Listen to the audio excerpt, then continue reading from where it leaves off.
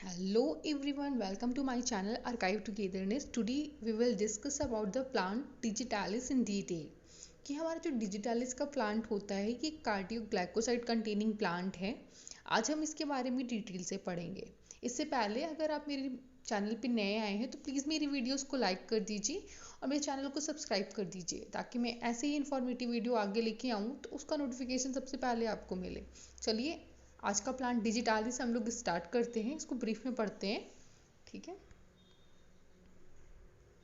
इसका सिनोनिम देखते हैं, इसको और किस किस नाम से भी जानते हैं। तो ये हमारा डिजिटालिस लीव्स बोलते हैं या इसको हम फॉस्क्लो लीव्स भी बोलते हैं। ये हमारा सिनोनिम हो गया। बायोलॉजिकल सोर्स देखते हैं तो ठीक है, बायोलॉजिकली सोर्स देखिए ये हमारा जो प्लांट है डिजिटालिस का, ठीक है, जिसका बोटानिकल नेम डिजिटालिस पर्प्यूरिया है जो कि फैमिली स्क्रोफुलारेसी का मेंबर है हमारा। ठीक है, तो इसका हम लोग मेनली ड्राइड लीफ कंटेन करते हैं। It consist of a dried leaves of digitalis purpurea family scrophulariaceae. ठीक है, it should contain not less than 5% moisture dried below 60 degree Celsius. ठीक है, अब इसमें क्या कंडीशन है कि जो हमारा लीव्स होना चाहिए उसमें मॉइस्चर कंटेंट कितना होना चाहिए, 5% होना चाहिए। 5% से ज़्यादा नहीं होना चाहिए। और इसका हम लोग कहाँ पे इसको ड्राई करेंगे तो इसको हम वैक्यूम ड्राइंग करते हैं मेनली, और हम लोग ड्राइड प्लेसेस में करते हैं। ठीक है, सन ड्राई नहीं करते हैं, डार्क प्लेसेस में और सैडी प्लेसेस में हम लोग इसको ड्राई करते हैं। ठीक है, ये हमारे इंफॉर्मेटिव इंट्रोडक्टिव पार्ट हो गया है डिजिटालिस के प्लांट का। अब हम आगे देखते हैं। ज्योग्राफिकल सोर्स देखते हैं कहाँ कहाँ पे ये हम लोगों को ऑप्टेन होता है। तो देखिए कहाँ कहाँ पे ऑप्टेन होता है, तो हमको इंग्लैंड में, यूरोप में, यूएसए में, इंडिया में, इन सारे जगहों पे हमको ये प्लांट ऑप्टेन होता है। इजीली ये यहाँ पे कल्टीवेट किया जाता है। चलिए आगे देखते हैं। ठीक है, कल्टीवेशन कलेक्शन का प्रोसेस देखते हैं। ठीक है, तो इसका प्रोपगेशन हम कैसे करते हैं, तो इसका हम सीड प्रोपगेशन मेथड के थ्रू इसका प्रोपगेशन हम लोग करते हैं। ठीक है, इट रिक्वायर्स कैलकैरियस ईसी। ठीक है, इसमें हम लोग कैलकैरियस की रिक्वायरमेंट देख लेते हैं किस तरह की सॉइल में ये ग्रो करता है। तो इसका रिक्वायरमेंट कि कैलकैरियस होनी चाहिए, एसिडिक होनी चाहिए और सैंडी सॉइल में इसका ग्रोथ होता है। इसकी ग्रोथ के लिए रिक्वायरमेंट है कि हमें सैंडी सॉइल की ज़रूरत पड़ेगी। ठीक है, इसके जो सीड्स होते हैं बहुत स्मॉल होते हैं, बहुत छोटे होते हैं साइज में। आप इतना समझ लीजिए कि जो इसके 100 सीड्स होते हैं वो कलेक्टिवली फॉर्म करते हैं 40 to 70 मिलीग्राम। तो सोचिए कितना छोटा सीड्स होता होगा इसका। ठीक है, seeds are mix with the fine sand. तो इसको हम लोग अब फर्दर प्रोसेस पढ़ते हैं कि कैसे हम लोग इसका कल्टीवेशन करते हैं। तो सीड्स आर मिक्स, इसको सीड्स को हम लोग लेके मिक्स कर देते हैं अपने सैंड के साथ। फिर उसको क्या करते हैं, नर्सरी बेड का फॉर्मेशन करते हैं।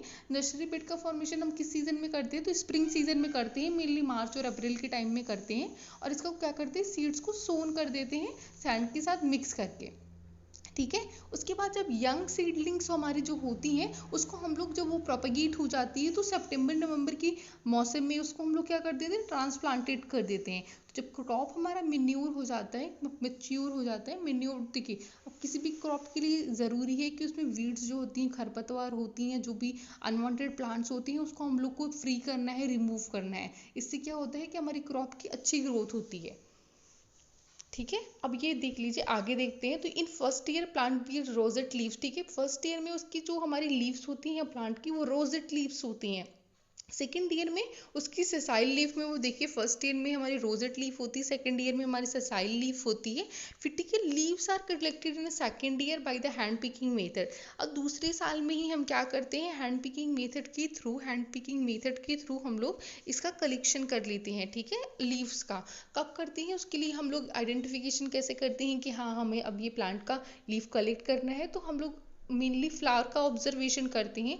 जब हमारा फ्लावर उसका 2/3 पोर्शन जो हमारा फुली डेवलप हो जाता है तो हम उसके लीव्स का कलेक्शन करते हैं। ये हमारा प्रोसेस हो गया कल्टीवेशन कलेक्शन का। चलिए हम आगे देखते हैं। ठीक है, अब देखिए इसमें थोड़ा और बाकी रह गए हैं। तो leaves are immediately dried in vacuum dryers. मैंने आपको जैसे पहले ही बताया था कि हमारा लीव्स कैसे ही होने चाहिए, उसको हम लोग सन ड्राई नहीं करेंगे। ठीक है, उसको हम लोग इमीडिएटली क्या करेंगे, ड्राई करेंगे, वैक्यूम ड्राई में करेंगे। ठीक है। फिर dried leaf containing not less more than 5% moisture, जो हम ऐसे ट्राई करेंगे कि उसमें जो हमारा मॉइस्चर है 5% से ज़्यादा नहीं होना चाहिए। फिर उसको हम पैक कर देते हैं एयर टाइट कंटेनर्स में with the dehydrating agents, ठीक है। प्रेजेंस ऑफ मॉइस्चर, ठीक है, deteriorates the glycosides, it dried up to 60 degree Celsius potential loss due to the chemical degradation. अब ऐसा क्यों करते हैं कि हाँ हमारा उसमें हमारा मॉइस्चर होना चाहिए 5% से ज़्यादा नहीं होना चाहिए, 5% लेकिन होना चाहिए, ठीक है। 60 डिग्री डिग्री सेल्सियस से कम में हम उसको ड्राइंग का प्रोसेस कंप्लीट करते हैं। तो इसलिए करते हैं कि जो भी हमारा केमिकल कॉम्पोजिशन है या तो वो हमारा चेंज हो जाएगा। अगर हम लोग टेम्परेचर से सेंसिटिव प्लांट्स होते हैं, अगर हम टेम्परेचर ज़्यादा इंक्रीज कर देंगे तो क्या होगा, उसके केमिकल में कॉम्पोजिशन में चेंज आ जाएगा, केमिकल डिग्रेडेशन हो जाएगा।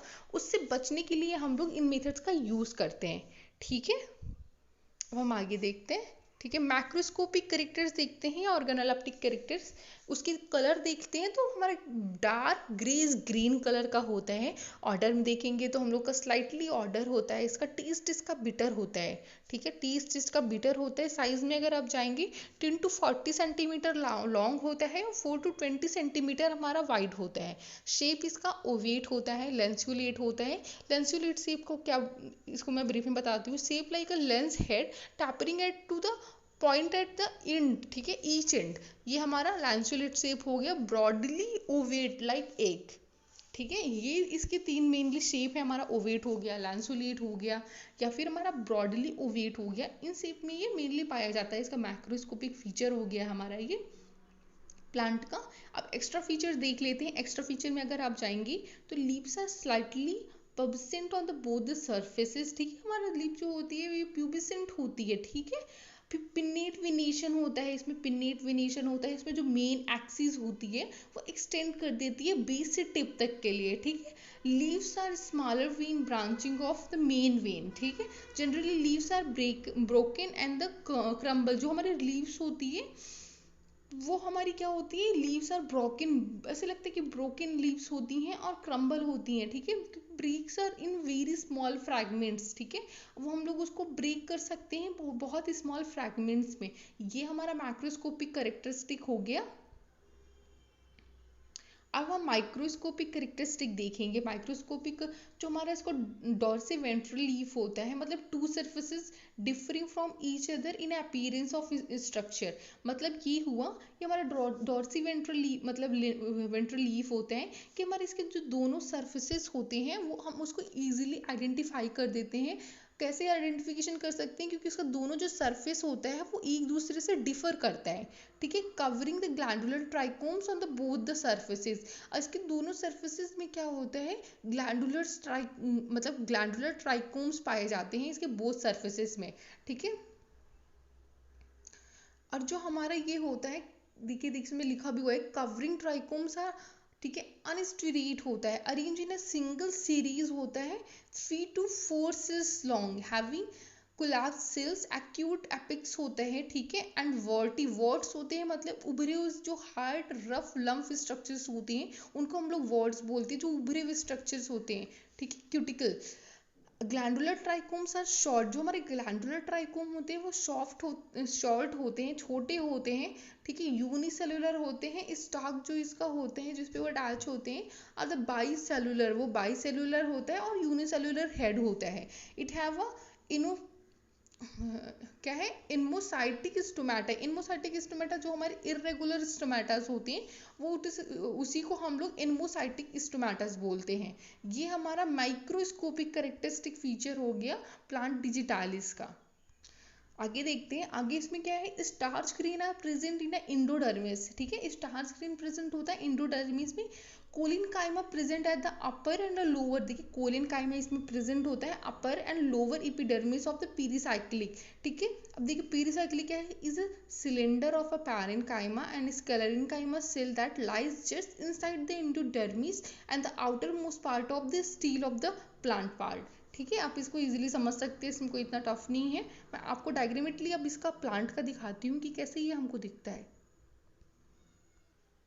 आप देख पा रहे होंगे अपने स्क्रीन में, ये हमारा डिजिटालिस का फ्लावर है। जब ये 2/3 पोर्शन मेच्योर हो जाता है उसी स्टेज में हम इसके लीफ का कलेक्शन करते हैं। ये हमारा डिजिटालिस का प्लांट है।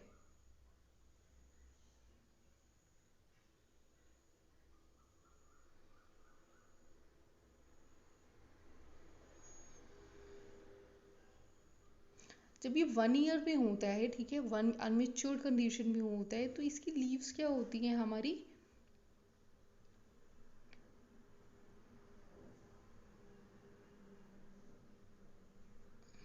अब देख पा रहे होंगी, ये देखिए, ये हमारा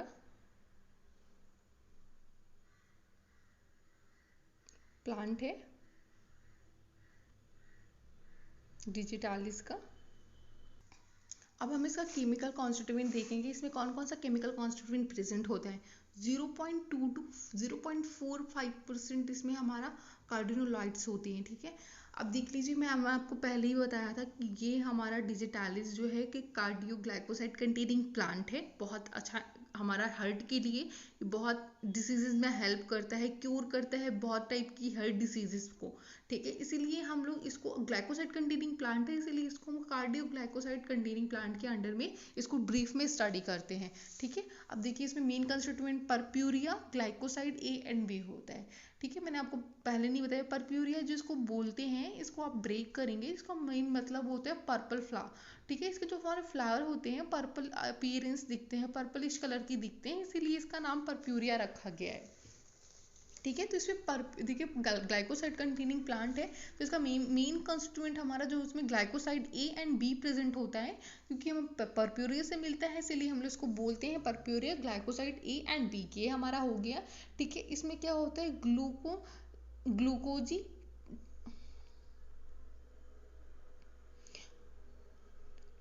ग्लूकोजिलॉक्सिन भी मिलता है हमको। अदर में अगर आप चले जाएंगे तो इसमें अब हमें जिटोलॉक्सिन मिलता है, विरोडॉक्सिन मिलता है, ग्लूकोविरोडॉक्सिन मिलता है, ये सारे प्लांट्स हमको इसमें मिलता है। सैपोनिन ग्लाइकोसाइड में अगर आप चली जाएंगी तो डिजिटोनिन मिलता है और जिटोनोनिन मिलता है, ठीक है। ये सारे केमिकल कंस्टिट्यूएंट हमको मिलते हैं। अब हम आगे देखते हैं, ठीक है। अब देखिए ग्लाइकोसाइड कंटेनिंग प्लांट है, इसको ब्रेक हम कर सकते हैं दो पार्ट में, ग्लाइकॉन और ए ग्लाइकॉन पार्ट में, ठीक है। जब इसका हम एसिड के साथ, एसिल के साथ हम जब इसका हाइड्रोलिसिस करते हैं, purpuric glycoside A and purpuric glycoside B का जब हाइड्रोलिसिस करते हैं, तो इसमें हम लोग को क्या मिलता है, डिजिटॉक्सिजिनिन मिलता है, डिजिटॉक्सिजिनिन मिलता है, प्लस 3 डिजिटॉक्सोज मिलता है, 3 डिजिटॉक्सोज मिलता है, ठीक है। आप इसका केमिकल स्ट्रक्चर भी डिजिटॉक्सिजिनिन का देख सकते हैं, ये वेरी इंपॉर्टेंट केमिकल स्ट्रक्चर्स में एक है, ठीक है। ये सब मेनली एग्जाम्स में पूछ लिए जाते हैं, ये बहुत इंपॉर्टेंट प्लांट है, इसका कुछ ना कुछ तो हमेशा पूछता ही रहता है, कॉम्पिटिटिव एग्जाम्स में भी इसके क्वेश्चंस आते हैं। और इसको जब हम हाइपरप्यूरिक ग्लाइकोसाइड बी को जब हम हाइड्रोलिसिस करते हैं, तो हम लोग को मिलता है जीटोटॉक्सिजिनिन मिलता है, ठीक है। देखिए हमारे इसमें डिफरेंस क्या है, इसमें डी लगा हुआ है, इसमें डी नहीं लगा हुआ है, तो ये हमारा डिजिटॉक्सिजिनिन होता है और ये हमारा जीटोजेनिन होता है, जीटोजेनिन होता है। इसमें 3 डेक्सट्रोज 2 डिजिटॉक्सोज और 3 डिजिटॉक्सोज, जिसमें दोनों में कॉमन है, ठीक है। ये आप देख सकते हैं, ये हमारा केमिकल स्ट्रक्चर है जीटोटॉक्सिजिनिन का, ठीक है। अब यूजेस देखते हैं, मैंने आपको पहले ही बताया था कि हमारा ये कार्डियोग्लाइकोसाइड कंटेनिंग प्लांट है, तो हमारे यूजेस भी उससे मिलते जुलते ही होंगे। देखिए ये हमारा क्या करता है, जो हमारा कंजेक्टिव हार्ट फेल्योर है उसको ये क्या करता है, क्यूर करता है। देखिए अब इसको मतलब बता दे रही हूँ, कंजेक्टिव हार्ट फेल्योर का मतलब क्या होता है, तो heart is unable to pump the sufficiently to maintain the blood flow to meet the need of the body। देखिए जो हमारी बॉडी की नीड होती है, क्योंकि हार्ट हमारा है, ब्लड का सर्कुलेशन होता है, तो ऑक्सीजन की रिक्वायरमेंट जो हमारी सेल्स को होती है, टिश्यूज को होती है, वो हमारा हार्ट फिलअप करता है, उसको पूरा करता है। लेकिन अगर जब हमारा कंजेशन हो जाता है हार्ट में, जब हमारा हार्ट में इतना कंजेशन हो जाता है कि हम हार्ट हमारा इजीली हमारे ब्लड को पंप नहीं करता है, और हमारी जो बॉडी की रिक्वायरमेंट है, मेनली ऑक्सीजन की रिक्वायरमेंट है, उसको फिलफिल नहीं कर पाता है, तो उसी की कंडीशन को हम लोग कंजेक्टिव हार्ट फेल्यूर कहते हैं। इसी कंडीशन में ज़्यादा कंजेशन होने पे हमारा हार्ट फेल्यूर हो जाता है, तो इसमें हम लोग एक बहुत अच्छा कार्डियोग्लाइकोसाइड डिजिटॉक्सिन, इसको डिजिटालिस का प्लांट जो हमें मिलता है, ठीक है, उसको डिजिटॉक्सिजीनिन जो हमारा मेन कंस्टिट्यूएंट है इस प्लांट का, इसको क्योर करने में हेल्प करता है। आर्टिफिशियल, अब देखिए हमारा हो गया कंजक्टिव हार्ट फेल्योर। अब हम दूसरा देखते हैं, तो ये दूसरा हमारा है आर्टिफिशियल फिब्रिलेशन। आर्टिफिशियल फिब्रिलेशन होता है क्या है, तो ये कॉमन टाइप का एबनॉर्मल हार्ट बीट है। ठीक है, कॉमन एबनॉर्मल हार्ट बीट। ठीक है, the heart rhythm is a fast irregular in this condition. अब अगर ऐसा हो जाएगा, हमारी हार्ट बीट का जो एक प्रॉपर एक आइडियल हमारा 72 बीट्स पर मिनट होता है, अगर वो ज़्यादा हो जाए या कम हो जाए तो दोनों ही हमारे लिए फ़ायदेमंद नहीं है, बहुत ज़्यादा नुकसानदायक है।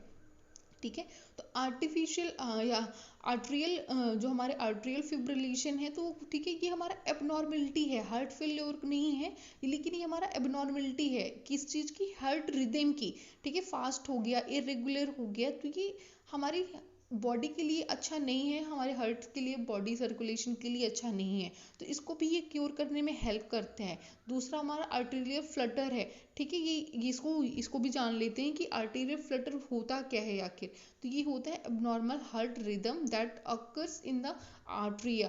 ठीक है, मेनली हमारा हार्ट का जो आर्ट्रियल और वेंट्रिकल पार्ट होते हैं, तो ये हमारा एबनॉर्मेलिटी है हार्ट रिदम की, मेनली प्रेजेंट होती है आर्टिया के साइड में of the heart. When the first occur it is usually associated with the fast heart rate. ठीक है, ये क्या होता है, जब ये फर्स्टली अकर होता है तो ये हार्ट रेट को फास्ट कर देता है। ठीक है, बीट्स, देखिए हमारा आइडियल कंडीशन में कितना होता है, 72 हम लेके चलते हैं। ठीक है, तो ये क्या कर देता है, इसको 100 बीट्स पर मिनट कर देता है। तो ये हमारे लिए बहुत ज़्यादा नुकसानदेह है, हमारे बॉडी के लिए, हमारे हार्ट के लिए। तो आर्टेरियल फ्लटर को भी ये क्या करता है, क्योर में करने में हेल्प करता है, उसको प्रॉपर मैनेज करने में हेल्प करता है। आज का हमारा प्लान डिजिटालिस डिटेल में मैंने आपको बताया। वीडियो पसंद आई हो तो प्लीज़ लाइक करिएगा। अगर आप मेरे चैनल पे नए आए हैं तो प्लीज़ मेरे चैनल को सब्सक्राइब करिएगा। Thank you so much for watching my videos. Do like and subscribe to my channel. Thank you.